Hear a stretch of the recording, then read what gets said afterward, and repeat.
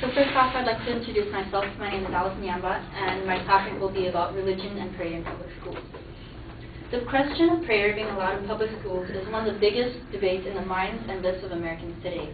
Americans have been fighting about the separation of church and state for the longest time. These arguments have played out everywhere from football fields to the U.S. Supreme Court.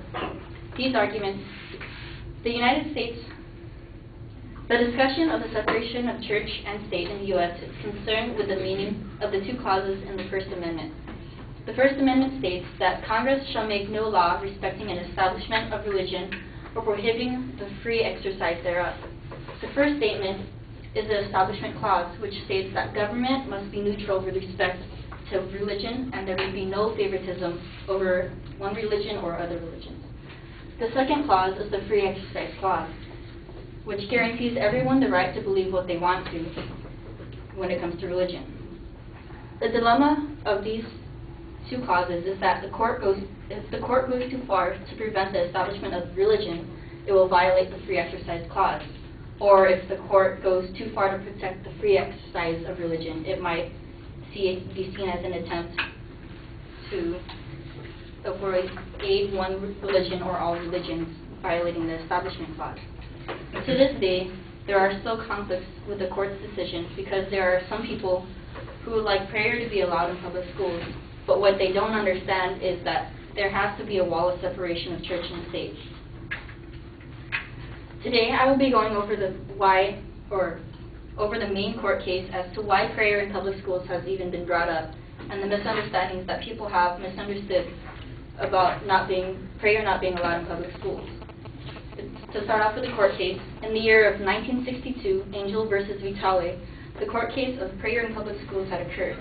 What happened was that the respondent of the Board of Education, Union Free School District in New Hyde Park, New York, directed the school district's principal to cause the following prayer to be said aloud each day and every morning in class.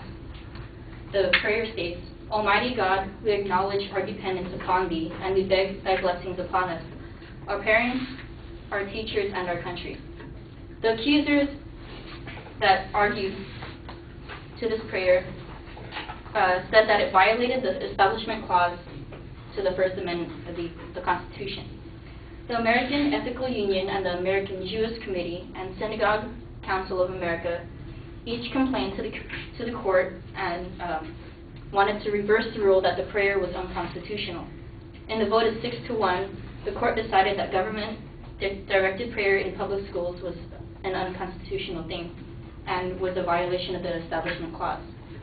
After justices have ruled that official prayer had no place in public education, people who opposed the decision of this court case brought up statements that weren't strong enough to impact the decision of the Supreme Court. One of the main claims was that U.S. was founded by Christians and that having Christian prayer in schools would only be a practice of the heritage. The problem with that is that it would be violating the Establishment Clause. The important thing to remember is that in these decisions, the Supreme Court did not remove prayer from public schools. The court removed only government-sponsored worship. In other words, public school students have the right to pray on their own time. Over 90% of America's teenagers and children attend public schools, and these students come from homes with different religious backgrounds.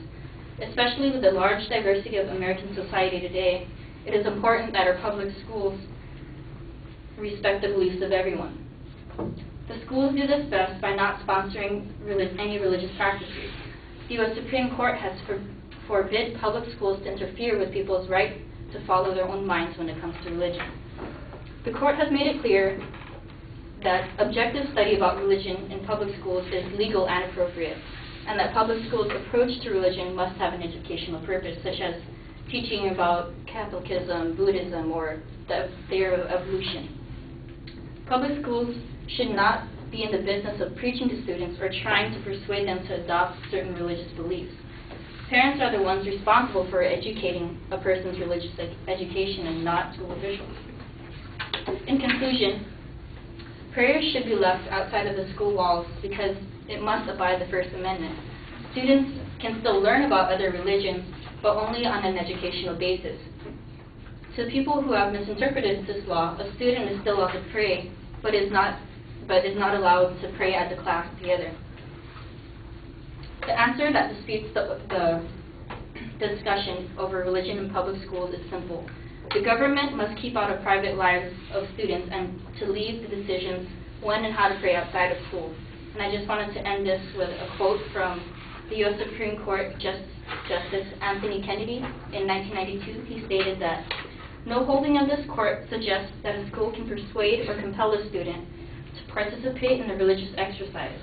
The First Amendment's religion clauses mean that religious beliefs and religious expressions are too precious to be proscribed or prescribed by the state. Oh wow, 35 minutes.